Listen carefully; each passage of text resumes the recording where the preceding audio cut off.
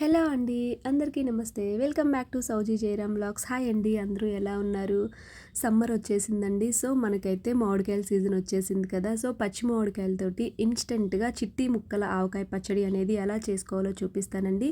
ఈ పచ్చడి మనం నెలల తరబడి నిల్వ ఉంచుకోవాల్సిన అవసరం లేదు. ఇంకోటి వెంటనే ఇన్‌స్టంట్‌గా పెట్టేసుకున్న తర్వాత తినేయొచ్చనమాట. మనకి బయట టెంపుల్స్ దగ్గర అట్లా భోజనాలు పెట్టినప్పుడు భోజనాల్లో మనకి ఆవకాయ అనేది పెడుతుంటారండి. అప్పటికప్పుడు పెట్టుకొని వెంటనే తినేసేయొచ్చనమాట. సో ఇది మనకి 1 మంత్ వరకు నిల్వ కూడా ఉంటుందండి. ఎలా చేసుకోవాలి ఈ చిట్టి ముక్కల ఆవకాయ పచ్చడి? వెంటనే పెట్టేసుకొని వెంటనే తినేయొచ్చనమాట. అంత టేస్ట్‌గా కరకరలాడుతూ చాలా బావుంటుందండి. సో నేను 2 మామిడికాయలతో ఈ పచ్చడి అనేది మీకు తక్కువ క్వాంటిటీలో ఎలా చేసుకోవాలి, అప్పటికప్పుడు తినేయొచ్చు. సో అనేది మీకు చూపిస్తానండి. వీడియో స్కిప్ చేయకుండా చూడండి. ఫస్ట్ టైం ఎవరైనా మన ఛానల్ చూస్తుంటే ప్లీజ్ సబ్స్క్రైబ్ చేయండి, లైక్ చేయండి, షేర్ చేయండి, సపోర్ట్ చేయండి. ముందుగా అయితే చూసారు కదండి, ఒక చిన్న సైజు పచ్చి మామిడికాయలు 2 అయితే తీసుకున్నాను నేను. వాటిని చక్కగా వాష్ చేసి తడి లేకుండా తుడిచి పక్కన పెట్టుకున్నాను. ఇప్పుడు దాంట్లో ఉన్న జీడి తీసేసేయాలండి. జీడితో పాటు ఆ టెంక ఉంది కదా, అది కూడా తీసేస్తాను నేను. మనం నార్మల్‌గా పెద్ద ఆవకాయ పచ్చడి ఇప్పుడు పెద్ద ముక్కలు పెట్టుకుంటాం కదా, ఇయర్ మొత్తం నిల్వ ఉండేలాగా. దానికైతే ఏం చేస్తామంటే టెంకతో పాటే మనం పెద్ద కత్తితోటి పెద్ద పెద్ద ముక్కలనేవి కట్ చేసి పెట్టుకుంటాం కదా. దీనికి అట్లా అవసరం లేదండి.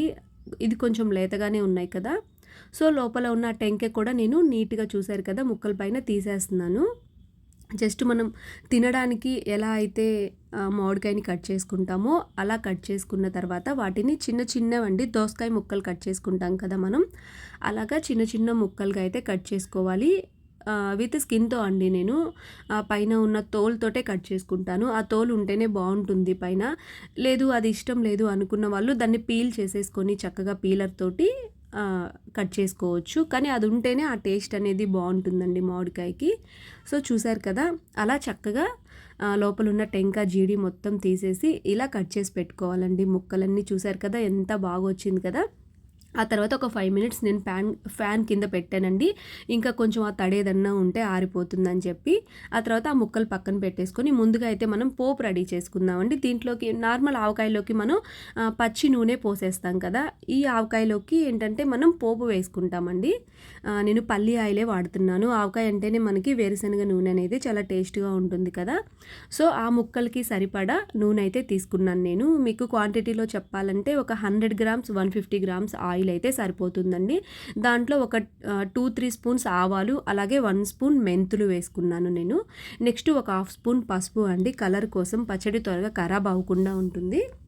అలాగే ఒక ఎండుమిర్చి, ఫైనల్గా అయితే ఇంగువ యాడ్ చేస్తున్నానండి. ఈ పోపు వేసే ఆవకాయలో ఏంటంటే మనకి ఇంగువ అనేది ఎక్స్ట్రా టేస్ట్ ఇస్తుంది.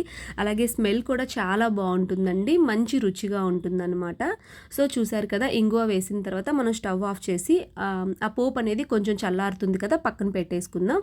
ఇప్పుడైతే ఒక బౌల్ తీసుకోవాలి, వెడల్పాటి బౌల్ తీసుకొని మనం ముందుగా కట్ చేసుకున్న ముక్కల్ని నేను అంటే మీకు క్వాంటిటీ కొలత ప్రకారం చెప్పాలి కదా. నేనైతే యాక్చువల్గా ఏం చేస్తానంటే ఇలా కొంచెం చేసేటప్పుడు అందాజుగా వేసేస్తానండి. క్వాంటిటీ నాకు అర్థమవుతుంది, ఎప్పుడు చేస్తూ ఉంటాను కాబట్టి.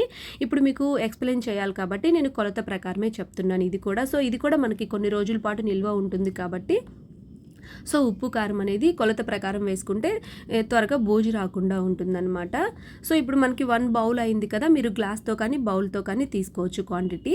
ఆ ముక్కలు నాకు ఇప్పుడు 1 బౌల్ నిండుగా, ఒక గిన్నె నిండుగా అయినాయి కాబట్టి దానికి మనం పావు వంతు అండి, అంటే హాఫ్ కాకుండా పావు వంతు కారం తీసుకోవాలి. అంటే మీకు స్పూన్స్ లెక్క అయితే ఒక 5 స్పూన్స్ అనమాట. చూసారు కదా నేను తీసుకున్న స్పూను. పావు వంతు మనం ఆ బౌల్కి 1 కప్పు ముక్కలు అయ్యాయి కాబట్టి పావు వంతు వరకు మనం కారం, అలాగే ఇంకో పావు వంతు వరకు సాల్ట్ వేసుకోవాలి. చూసారు కదా, సేమ్ క్వాంటిటీలో 2 వేసుకున్నాను. కారం కొంచెం ఎక్కువైనా పర్లేదండి, ఉప్పు మాత్రం ఎక్కువ అవ్వకూడదు. ఇంకా అలాగే ఆవాలు, మెంతులు రోస్ట్ చేసి పెట్టుకున్నానండి నేను. నాకు ఎప్పుడు ఇది ఇంట్లో ఉంటుందన్నమాట. సో చూసారు కదా, ఆవాలు, మెంతుల పొడి ముందుగా రోస్ట్ చేసి మిక్సీకి వేసి పెట్టుకున్నాను. అది ఒక 2 స్పూన్స్ వేసుకున్నానండి. మన ముక్కల క్వాంటిటీని బట్టి మనం ఈ మసాలాలు అనేవి యాడ్ చేసుకోవాలన్నమాట. సో అంతే, ఈ 3 సరిపోతాయి అన్నమాట మనకి. ఆవాలు, మెంతుల పొడి, అలాగే ఉప్పు, కారం. ఈ మామిడికాయ ఏంటంటే కొంచెం పులుపు ఎక్కువగా ఉందండి, అందుకని నేను కొంచెం కారం, ఉప్పు అనేది తర్వాత మనం ఆయిల్ వేసిన తర్వాత తర్వాత రోజుకి ఊరుతుంది కదా, అప్పుడు టేస్ట్ చూసి కావాలంటే ఇంకో 1 స్పూన్ కలుపుకోవచ్చు. లేదు తక్కువ తినేవాళ్ళు, పులుపు లేదు తక్కువ ఉంది మామిడికాయ అనుకున్న వాళ్ళు ఇంకా తక్కువ కూడా వేసుకోవచ్చు అనమాట. సో కానీ నేను ఇప్పుడు చెప్పిన క్వాంటిటీ అయితే ఎగ్జాక్ట్‌గా సరిపోతుందండి. తర్వాత అవి కలుపుకున్న తర్వాత నేను ఒక 5, 6 వెల్లుల్లి తీసుకొని జస్ట్ అలా క్రష్ చేసి వేశానండి ఆ ఫ్లేవర్ కోసం. మనకు ఆవకాయలో వెల్లుల్లి అనేది మస్టర్డ్‌గా వేయాలి. అప్పుడే ఆ టేస్ట్ చాలా బావుంటుంది. ఫైనల్‌గా ముందుగా మనం తయారు చేసుకున్న పోపు ఉంది కదా, అది చల్లారింది కొంచెం. ఇప్పుడు దాంట్లో వేసుకొని చక్కగా కలుపుకోవాలండి. ఇప్పుడేంటి మీకు అది కొంచెం గట్టిగా అనిపిస్తుంది. సో గట్టిగా ఉంది కదా, ఆయిల్ సరిపోలేదని మళ్ళీ వేయొద్దండి. దాన్ని అలా మూత పెట్టి పక్కన పెడితే మార్నింగ్ కల్లా నేను సండే రోజు ఆఫ్టర్నూన్ నేను ఇది ప్రిపేర్ చేశాననమాట. మండే రోజు మార్నింగ్ మీకు ఇప్పుడు చూపిస్తాను. చక్కగా ఆయిల్ అంతా పైకి తేలుతుంది. మనం వేసిన ఆయిల్ ఆ పచ్చడి క్వాంటిటీకి కరెక్ట్‌గా సరిపోతుందనమాట. ఇంకెక్కువ యాడ్ చేసుకోవద్దండి. సో చూసారు కదా, ఇలా మూత పెట్టేశాను. మార్నింగ్ చూపిస్తాను చూడండి మీకు. మండే రోజు మార్నింగ్‌కి ఎంత చక్కగా ఆయిల్ పైకి వచ్చింది కదా. ఇంక ఇప్పుడు దీన్ని తినేసేయొచ్చండి. చక్కగా మనం ఒక జాడీలో కానీ ఒక డబ్బాలో కానీ పెట్టేసుకొని వేడి వేడి అన్నంలో నెయ్యి వేసుకొని తింటే ఎక్సలెంట్ టేస్ట్ అయితే ఉంటుందన్నమాట. చక్కగా ముద్ద ముద్దకి కరకరలాడుతూ ఆ మామిడికాయ పంటి కింద పడుతూ ఉంటే ఆ ఇంగువ, ఆ పల్లి ఆయిల్ స్మెల్లు, సో ఎంత అంటే ఎంత బాగుంటుందండి. చాలా టేస్టీగా అన్నం మొత్తం దీంట్లోనే తినేయొచ్చు. వీడియో నచ్చుంటే సబ్స్క్రైబ్ చేయండి. Thank you for watching.